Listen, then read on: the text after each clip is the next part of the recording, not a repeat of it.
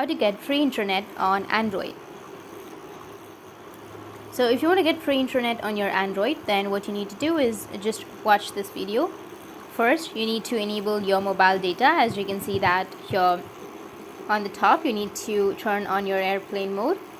And now you need to go with the code and then have a mobile data. Or you can also enter star hash 4636 hash star, and you will get this kind of interface. Tap on the phone information, move down here, and here you may have turn off radio. If you don't find the option right here, then you can go with the phone information too, and here you will have mobile radio power. So you just need simply go and turn it off. Once you turn that off, now you just need simply go back and open up your YouTube, and as you can see that I'm being able to use YouTube with the free internet. That's it, and if you have any questions, feel free to comment below. Thanks for watching.